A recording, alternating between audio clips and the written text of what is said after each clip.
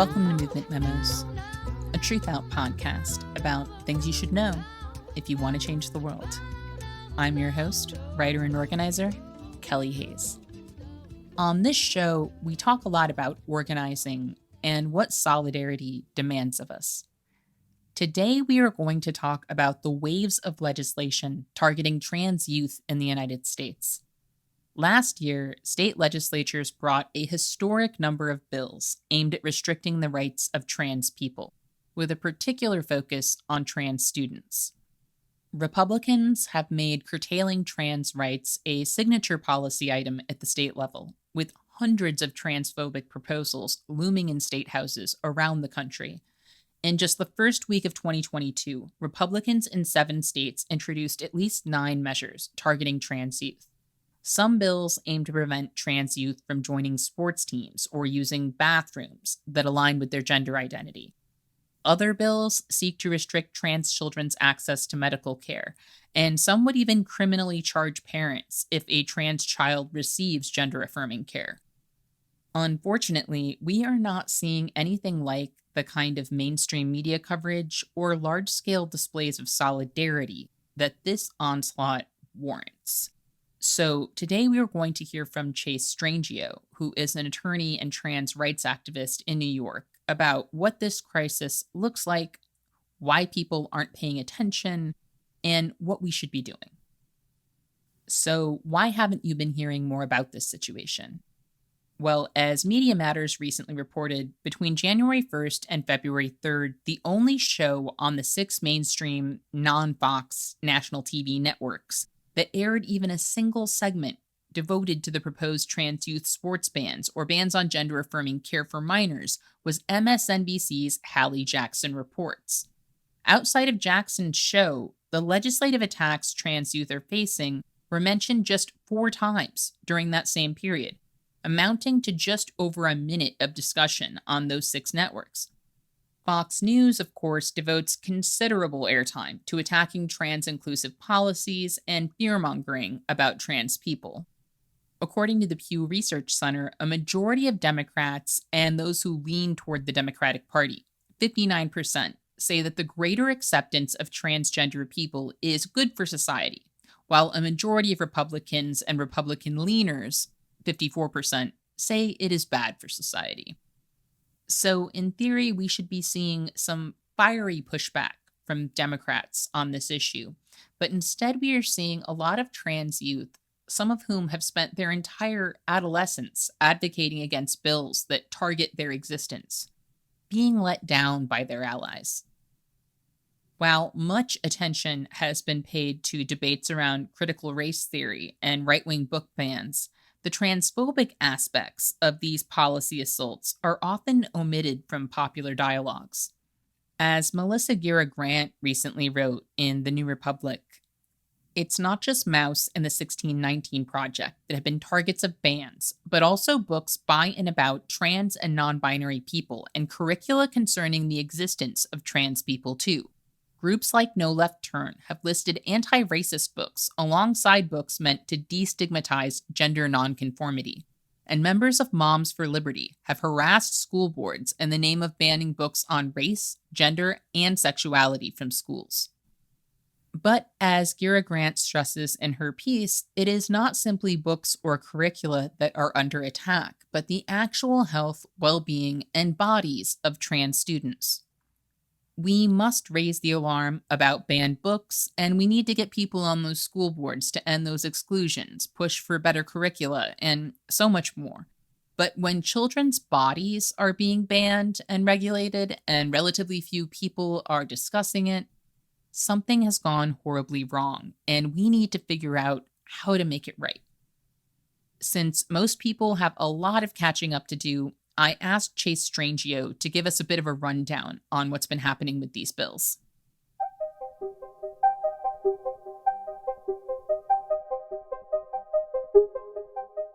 In 2022, what we're seeing nationally is really an all-out assault on trans people, particularly trans young people in state legislatures. That looks a lot just like an escalation of what we've seen year after year, really beginning in 2016, when we started to see the so-called bathroom bills really emerge as a sort of backlash to marriage equality and, in some sense, a product of the mainstream LGBTQ movement's failure to center and lift up trans people in the mainstream fights for things like same-sex marriage and military inclusion. So 2016, you really start to see these very insidious attacks on trans people, but there is a significant backlash at that time.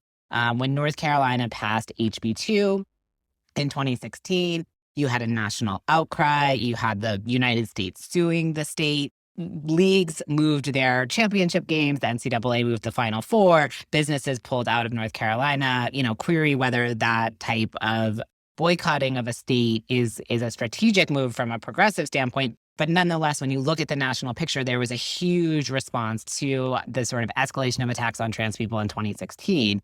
Between 2016 and 2020, because of that, attacks on trans people in the restroom context really waned. This was also, of course, during the Trump administration when state legislatures could rely on the federal government to be sort of the discriminator in chief with respect to trans people. But in state legislatures between 2016 and 2020, we really saw a decline in attacks on trans people. And then what starts to happen in 2020 is we start to see an escalation of attacks and a real pivot from our opponents. Ever strategic, ever well-funded, ever suppressing votes and taking over state legislatures. There was, a shift in 2020. We started seeing well-coordinated efforts by national groups shipping out pre-drafted legislation to conservative lawmakers across the country and state legislatures focusing on two primary things. The first was banning healthcare for transgender minors. And the second was banning trans women and girls in particular, but actually banning all trans youth from athletics. Those bills really started to pick up in 2020, but in part because of the COVID pandemic and shortened legislative sessions, only one bill passed. And now what we're seeing, 2021 led to the passage of approximately 13 anti-trans bills targeting trans youth, including 3 bills in Arkansas, multiple bills in Tennessee, and definitely the peak of bills introduced across the country targeting the trans community. And now in 2022, we're surpassing even what we saw in 2021. The bills are moving more quickly. They are broader in scope. And we're seeing a resurgence of old friends or foes like the bathroom bill. We're only a few weeks into state legislative sessions, and we are seeing states pushing so many bills, reviving bills even after they're defeated in committees, bringing back bills that were passed the previous year just to expand upon them. It's really like nothing I've ever seen in terms of the magnitude of the attack. And there is almost no public response in opposition. And that's part of why this is happening, because in 2016, lawmakers felt like after that HB2 passed and the bathroom bill conversation really shifted, that they couldn't get away with targeting trans people. What they saw in 2021 was that they absolutely could get away with targeting trans people. And now what we're seeing in 2022 is that they're using their free reign to attack trans people, and they're doing it alongside a lot of other scary things like attacks on abortion, voter suppression bills, attacks on books and history and words in the classroom, and this sort of distorted notion of parental rights that's escalating across the country. And with all of these things happening, we're seeing very little resistance to the bills targeting trans people, many of which are, catastrophic in nature that would literally cut off life-saving care to trans people. And I think for me, one of the things that's been the most disheartening has been the reminder that in the context where the bills target the whole LGBTQ community, so things like restrictions on teachings related to sexual orientation and gender identity, we do get a larger outcry. We hear from the White House, we hear from national leaders, we hear from businesses, even if, if we had to compare, the 35 bills restricting healthcare for trans youth are much more dangerous in nature. There's very little support when the bills target just trans people, and especially when they target just trans youth. And so what we have is a situation where our opponents are fixated on us and our allies are leaving us behind.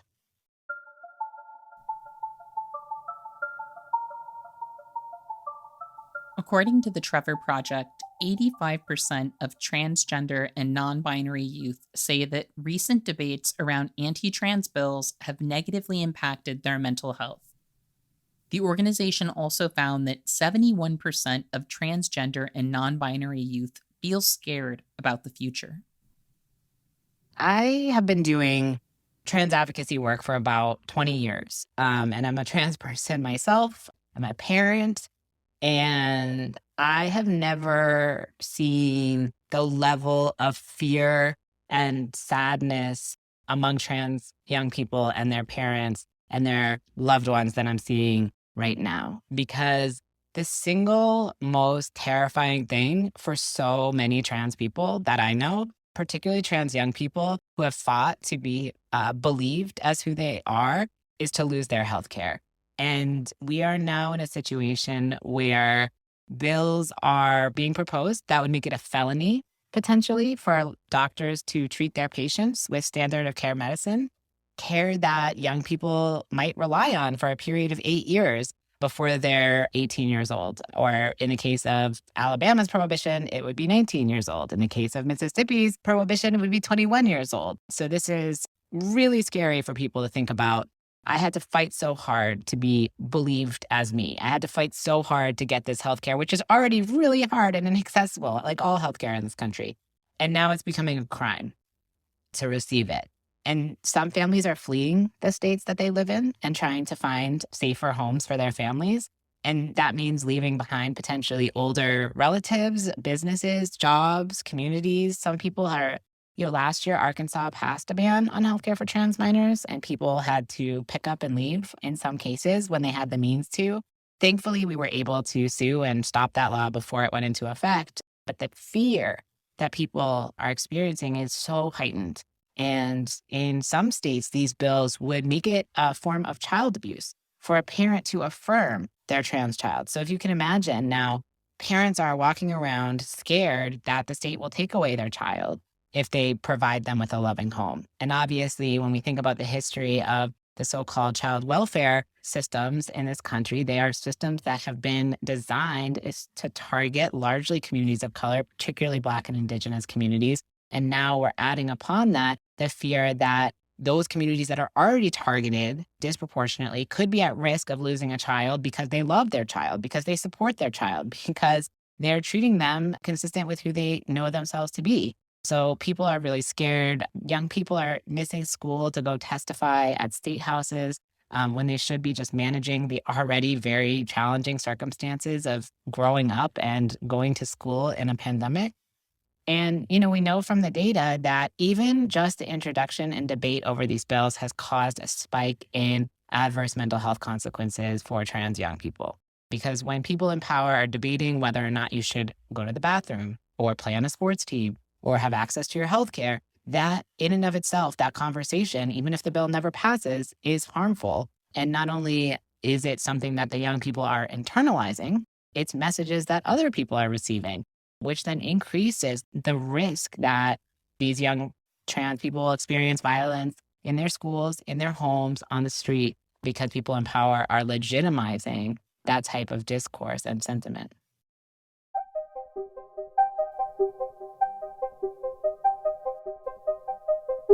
Chase and I also talked about the larger ramp up of disposability that we are witnessing in the US as mass COVID deaths are normalized.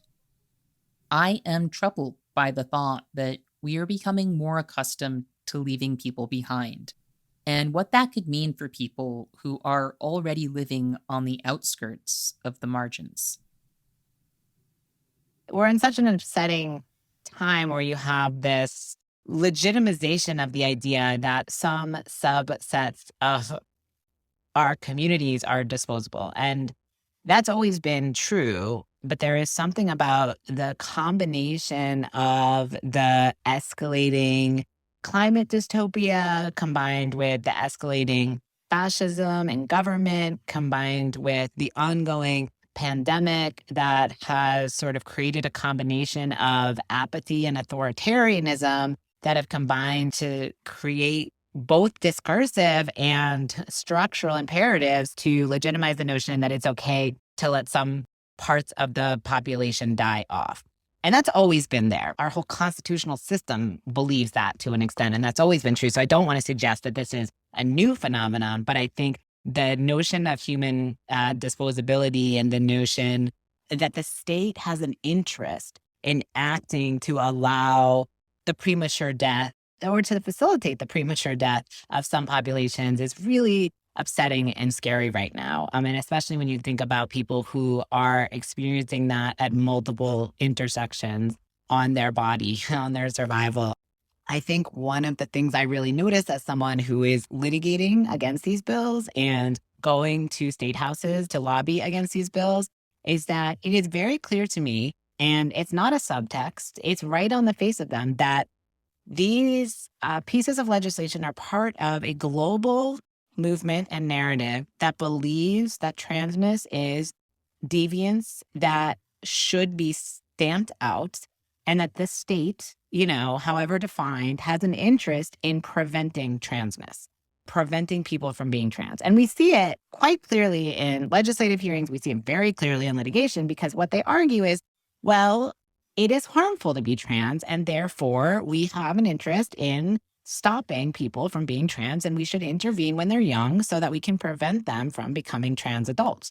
And of course, having the state believe that they have an interest in eradicating a population is, of course, a genocidal impulse. But we're sitting by and watching multiple genocidal impulses happen. And, in some ways, it's hard to figure out how to fight back against all these things. But doing nothing or simply allowing there to be some sort of debate over which side is right is certainly not the answer as far as I'm concerned. And it's really distressing to watch this all play out.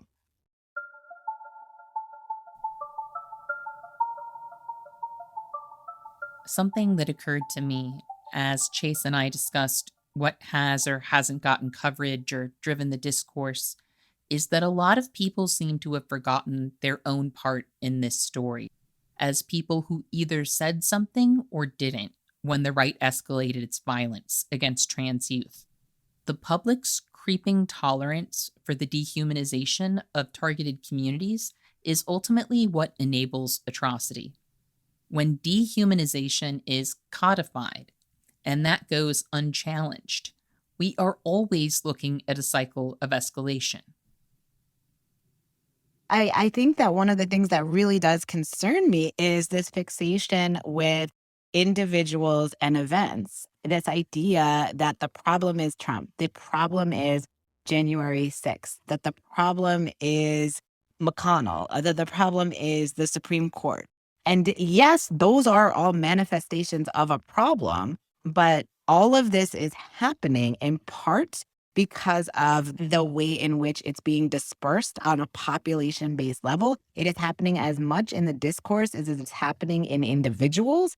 And we are complicit when we absolve the systems of responsibility by fixating on the individuals. And I think that is what we continue to do. That's what we see in our cable news shows. That's what we see in a media climate that largely focuses on headlines and is uninterested in nuance. We're reproducing and, in fact, reifying the very fascism and authoritarianism that we, in some of those contexts, claim to be resisting.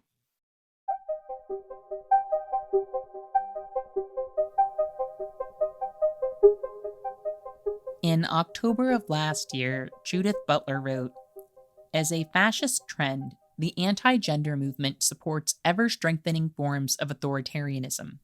Its tactics encourage state powers to intervene in university programs, to censor art and television programming, to forbid trans people their legal rights, to ban LGBTQI people from public spaces, to undermine reproductive freedom and the struggle against violence directed at women, children, and LGBTQI people.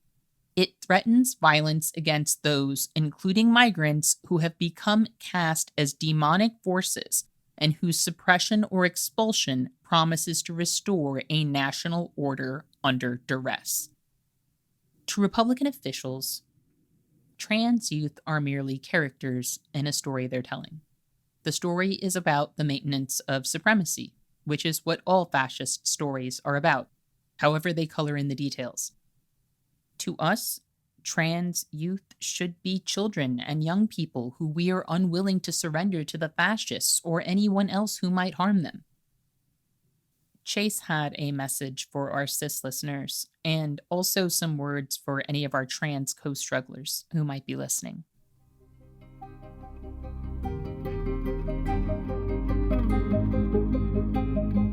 I think when I want to sort of take a microphone and speak to all cis people of the world or in the United States, especially really cis women whose bodies and experiences and history, particularly white cis women, are being leveraged in the service of anti-trans violence, I want to say, it's certainly not going to stop with trans people. And it is part of the animating ideology that is restricting access to reproductive health care, but it's also going to, increasingly restrict access to birth control, increasingly going to facilitate state-based surveillance over bodies as a general matter. This is not just about trans people. Trans people pose a very, sort of obvious and particular threat to the neatness of sort of state control over sex bodies, but that doesn't, it certainly doesn't start or end with trans people. And so, even if you don't care about us, if you care about yourself, this fight is your fight too. So I think that's something that is so often lost in the conversation that I hope we can work on and work through.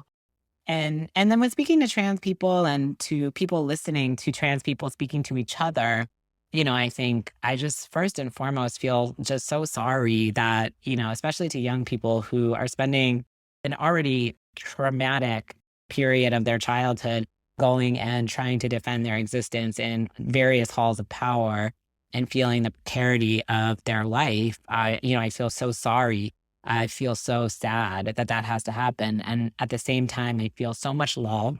I feel like we all carry such rich legacies with us to share. And that at the end of the day, we have always found extra legal ways to survive and take care of each other.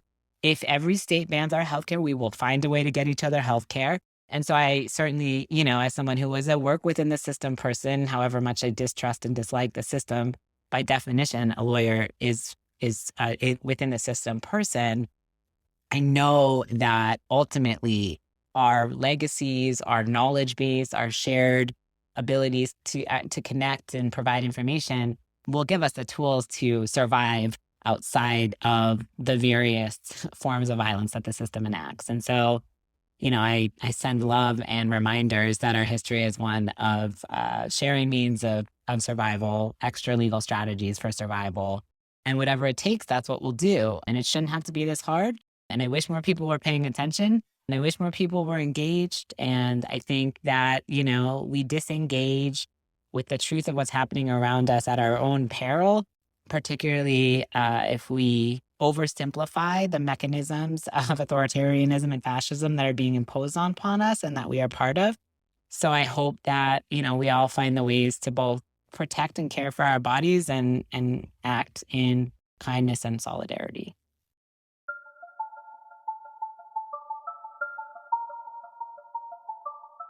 I know this is an alarming moment for all trans people, and especially for trans youth. To be forced to use the wrong bathroom in your school, or to flee your home state in order to get medical care, or to avoid having your parents charged as abusers simply for respecting who you are. No one should have to know what any of those things feel like. So, to any trans young people who are listening, I just want to say I am sorry that all of this is happening, but I promise you are loved and will be fought for, and that change is possible.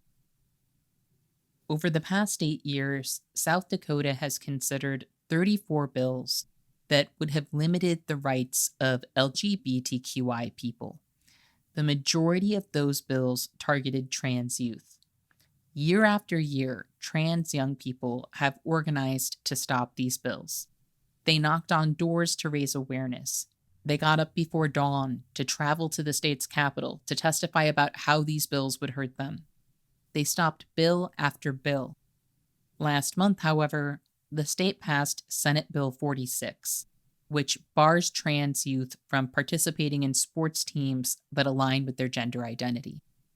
These young people managed to hold off transphobic attacks for 8 years, and only now, when Republicans are hopped up on radicalization and imposing Trumpism at the state level, has one of those bills gotten through in their state.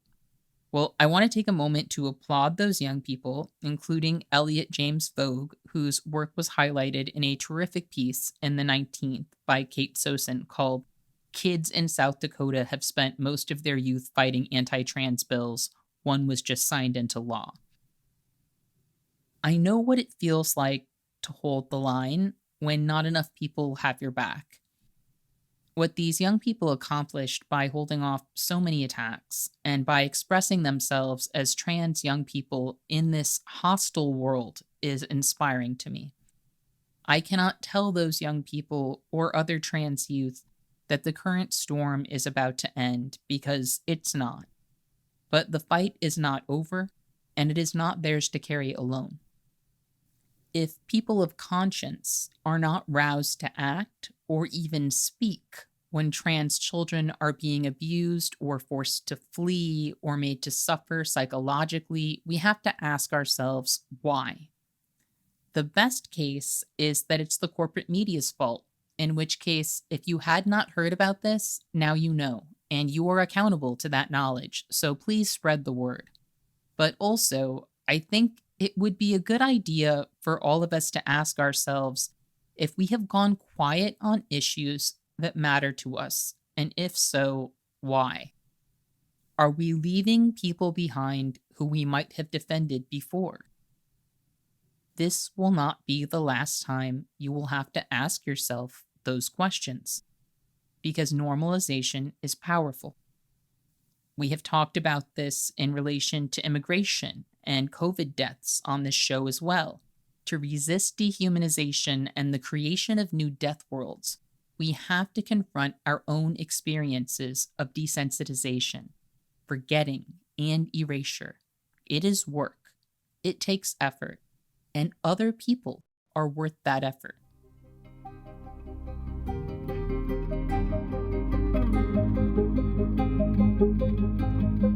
I guess, the only other thing I want to say, and this is just such a simple thing, but it should be obvious that it's not about bathrooms, and it's not about sports, and it's not about healthcare.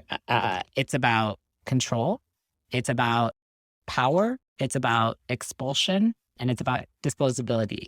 Because you can't go to the bathroom safely or at all. You can't go to school. You can't go to the doctor. You can't go to a lot of places. And if you can't get healthcare that you need to survive, then you can't survive. And then if the state thinks that they can make us untrans, that the only way they can do that is by killing us.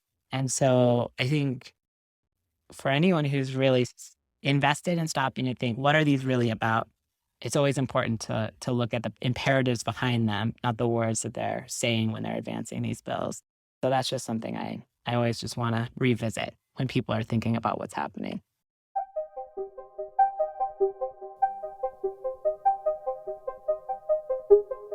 In April 2021, Jules Gill Peterson wrote, "If this year's anti-trans bills are emblems of a broader conservative Christian political project, we can see them not as sudden and arbitrary aberrations, but instead as developments in a decades-long process.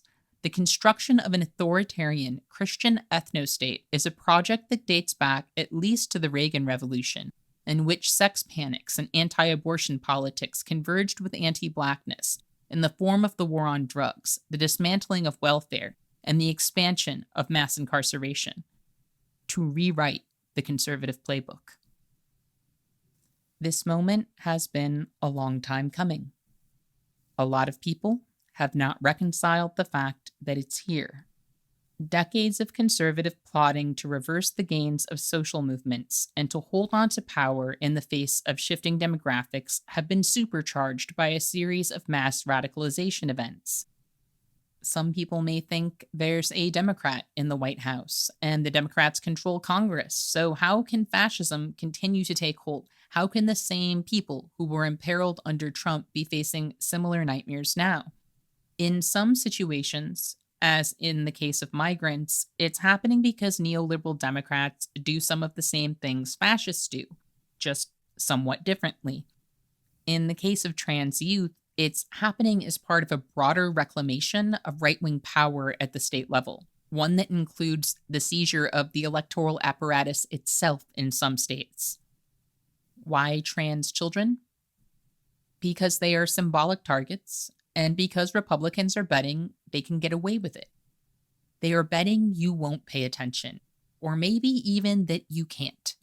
They are betting on the erosion of your compassion and on your sense of inevitability, which has probably always served other people more than it serves you. They are counting on your cooperation. They do not need your approval. They just need your silence and your inaction. I want people to think about the moment we are living in. Think about the normalization of mass COVID deaths. Think about the targeting of trans children. Now think about how the Nazis targeted disabled people and people regarded as deviants. It is not simply the actions of wicked people that bring about horrific changes, but also the tolerance of everyday people who become acclimated to dehumanization and atrocity. It's time to stop acclimating. Trans people are worthy of life and dignity and should be defended. The lack of regard we are seeing among people who might otherwise give a damn about trans people, about migrants, about COVID victims. This is how the fascists win. And if you think this moment is not part of that process, just because Biden and the Democrats are at the wheel right now, you are horribly mistaken. Neoliberal Democrats are basically surrendering to fascism by further normalizing mass death and abandonment and establishing themselves as incapable of constructive governance. As people of conscience, our position should be that we surrender nothing and no one, and certainly not trans youth. So how can you help?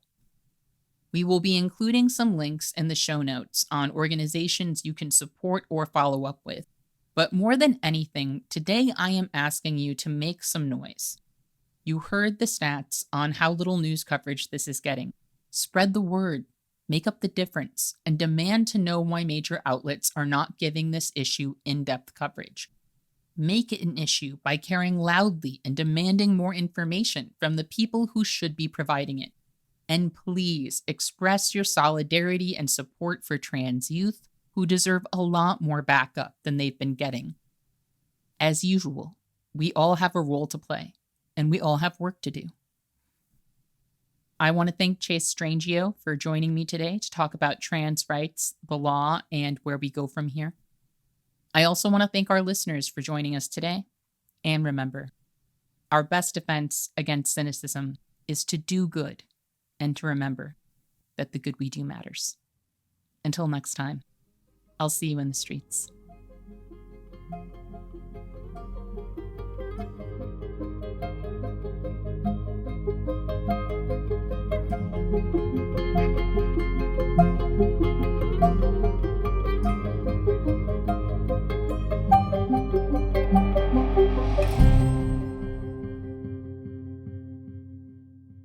Thank you for listening to Movement Memos.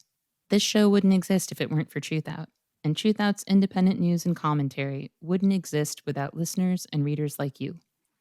We have no paywalls, no corporate sponsors, and no ads, except for fundraising appeals like this one. So if you can and would like to support our work, please consider dropping by TRUTHOUT.org to make a donation today.